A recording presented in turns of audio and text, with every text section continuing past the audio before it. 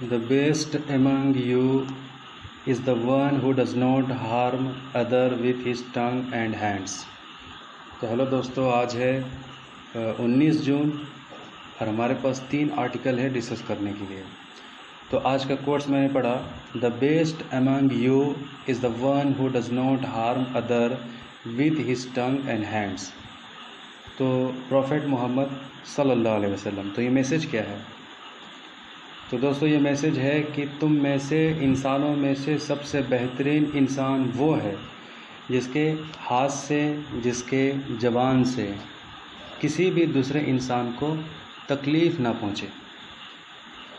तो कितना सिंपल और कितना बड़ा मैसेज है कि तुम में से सबसे बेहतरीन इंसान वो है, तुम में से सबसे अच्छा इंसान वो माना जाएगा। सोसाइटी का सबसे ऑनरेबल इंसान वो होगा जिसके हाथ से और जिसके टंग से, जिसके ज़बान से किसी भी दूसरे इंसान को तकलीफ़ ना पहुँचे।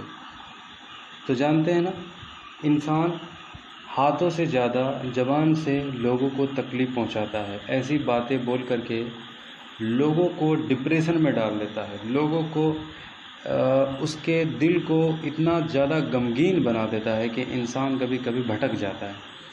तो कई बार ऐसा होता है कि हाथ से दिया गया तकलीफ़ ज़ुबान से दिए गए तकलीफ़ से कई गुना ज़्यादा होता है। मतलब ज़ुबान से दिया गया तकलीफ़ हाथ से दिए गए तकलीफ़ से कई गुना ज़्यादा होता है। समझ रहे बात? कई बार इंसान को मार बर्दाश्त हो जाती है, लेकिन जो बातें जो ज़ुबान से जो बोली जाती है वो इंसान को बहुत ज़्यादा तकलीफ़ पहुंचाता है। तो तुम में से सबसे बेहतरीन इंसान वो है जो अपने हाथ से और अपने टंग से दूसरे इंसान को तकलीफ़ ना पहुंचाए। वही इंसान जेंटल और ऑनरेबल माना जाएगा। तो ठीक है दोस्तों, आज का आर्टिकल डिस्कस करते हैं। तो जीएस पेपर 2 में ये कवर करेगा यूनाइटेड नेशन सिक्योरिटी काउंसिल के ऊपर रिफॉर्म के बारे में ये आर्टिकल है। तो देखिए पहले कि यूनाइटेड नेशन सिक्योरिटी काउंसिल का इलेक्शन था, यानी कि चुनाव था।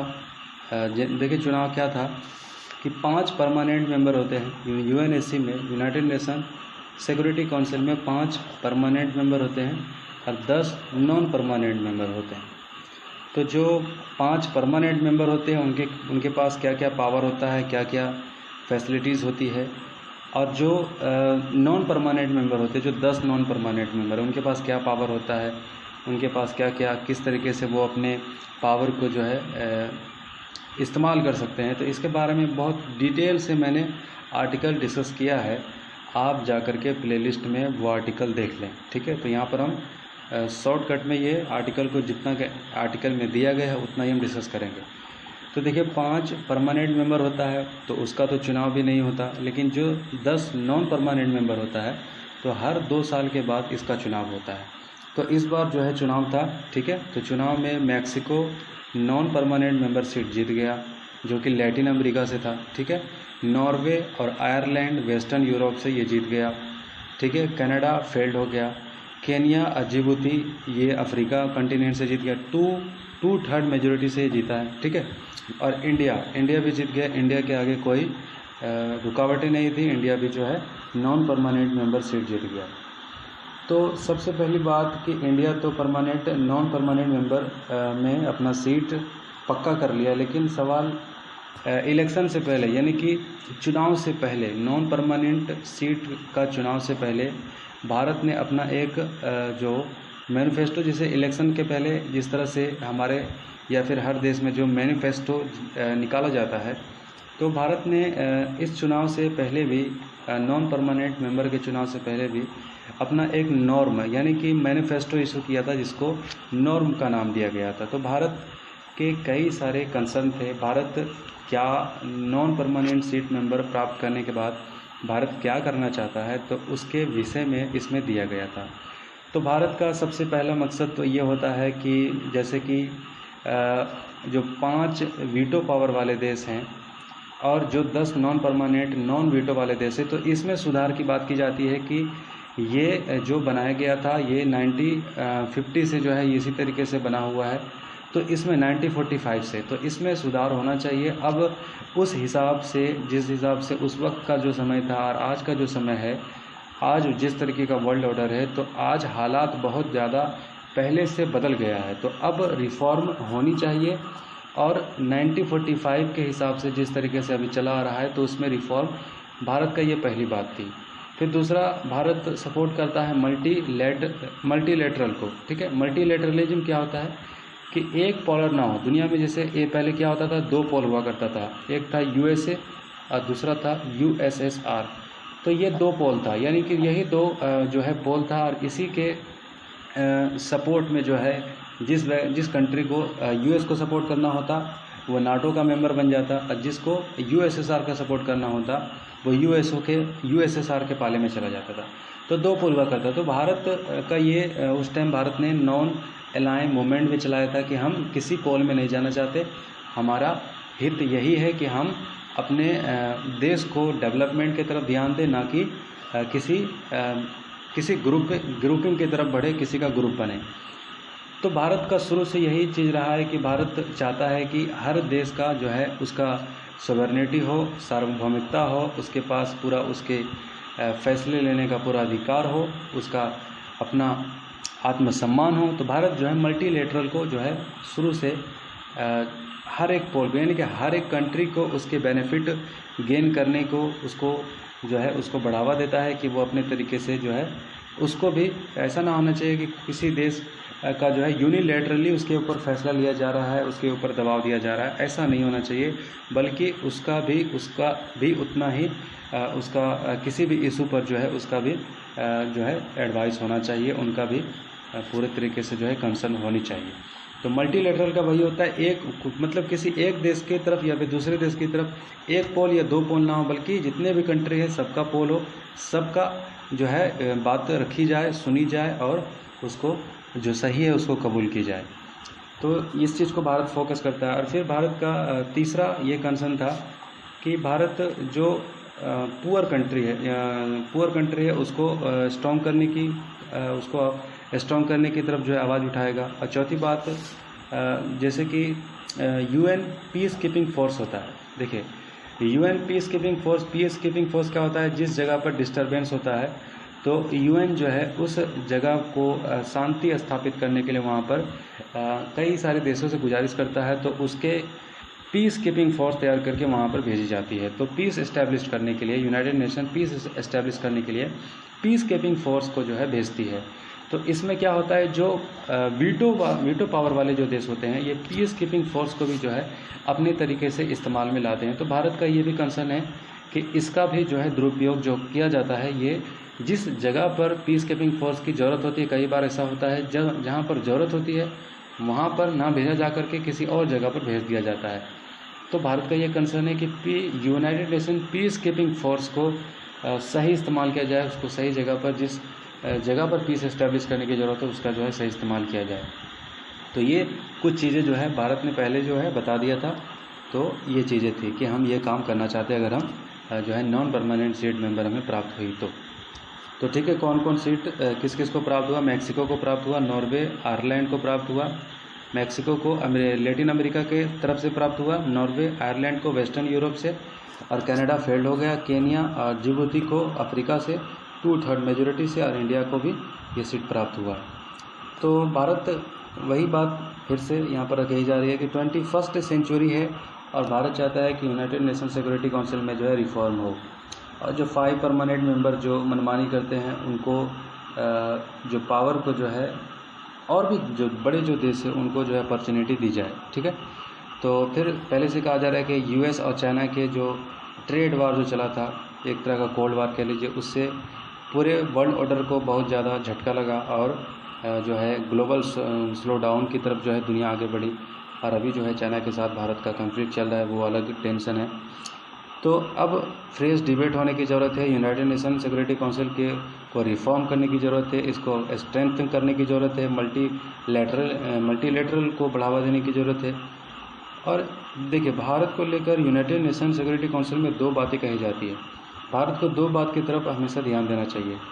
पहली बात यह है कि भारत को किसी भी देश का साइड नहीं लेनी चाहिए, चाहे वो अमेरिका हो, चाहे वो चीन हो, चाहे वो ब्राज़ील हो, चाहे वो यूरोप हो, किसी भी साइड की तरफ भारत को नहीं जाना चाहिए, बल्कि भारत को इस चीज़ को अवॉइड करनी चाहिए। भारत को अपनी बेनिफिट की तरफ और अपने हित की तरफ जो है ध्यान देना चाहिए। और दूसरी चीज़ जो है वैल्यू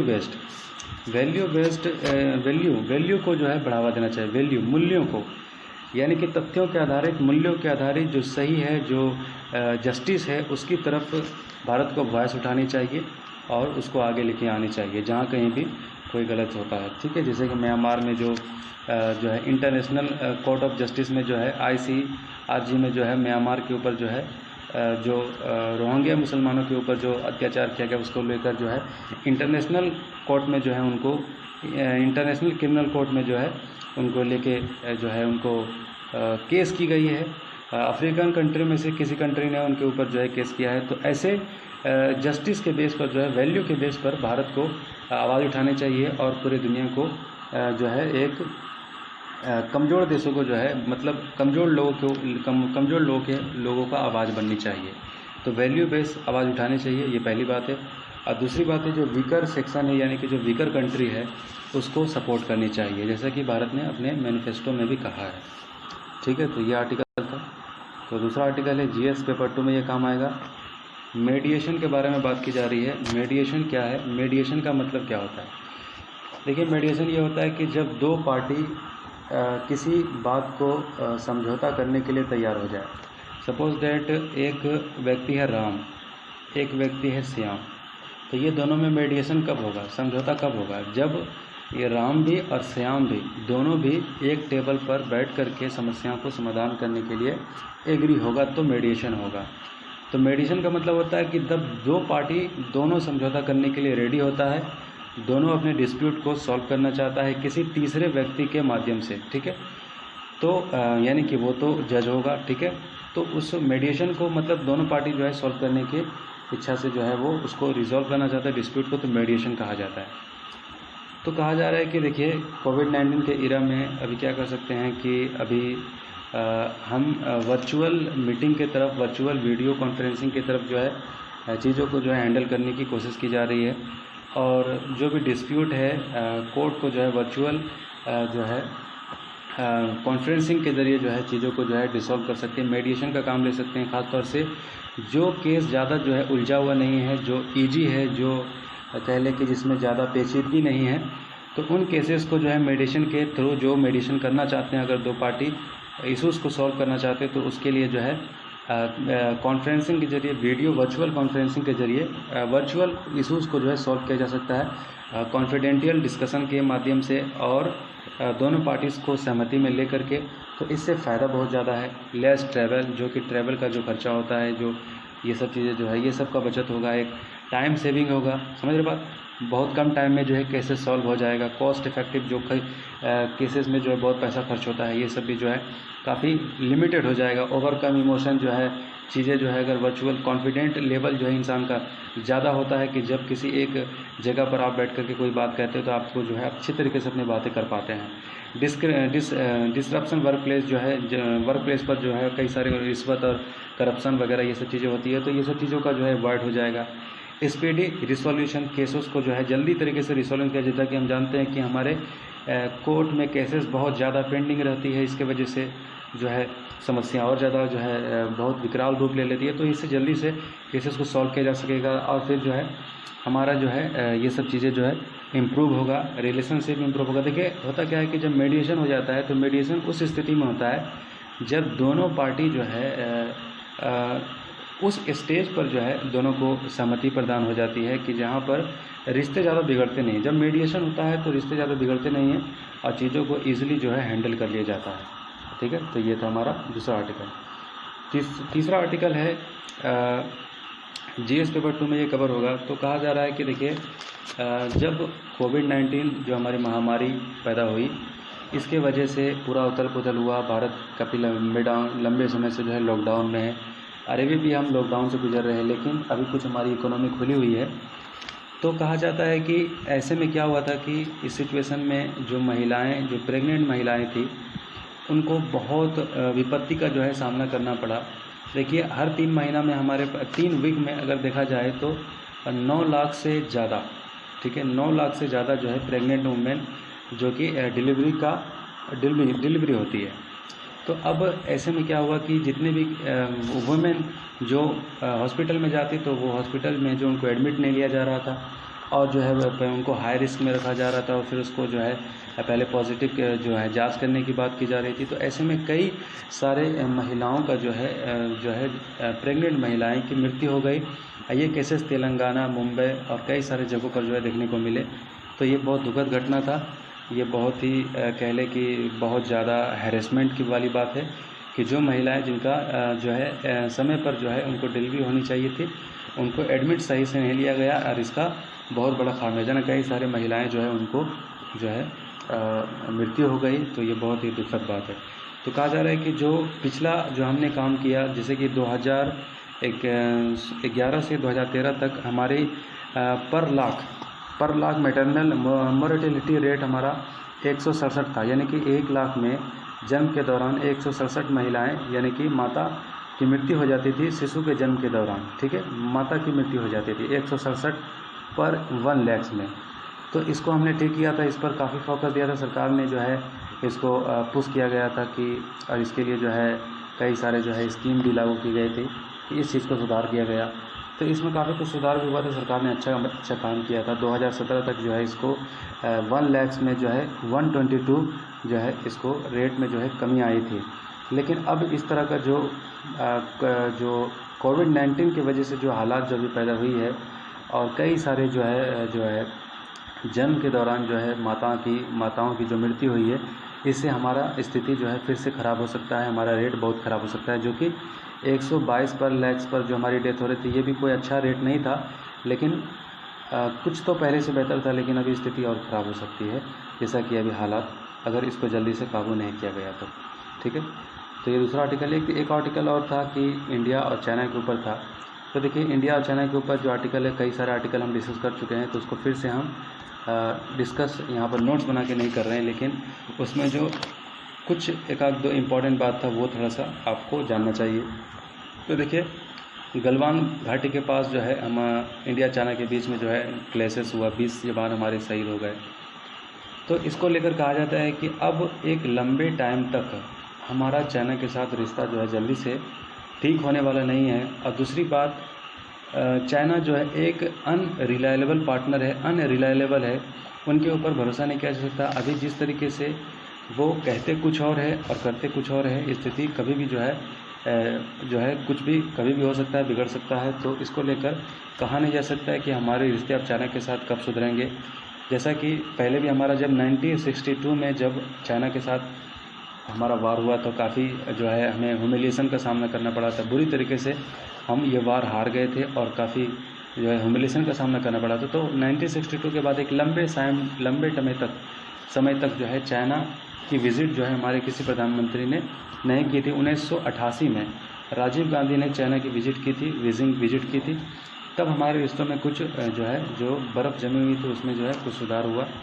लेकिन अभी जिस तरीके से हालात जो बना हुआ है, एक लंबे टाइम फिर जो है हालात बहुत सुधरने में टाइम लगेगा। और अभी भी कहा नहीं जा सकता कि चाइना के साथ जो है किस तरफ जो है मुख रुख जो है होने वाला है, क्योंकि चाइना अनरिलायबल है और उन पर भरोसा नहीं किया जा सकता है।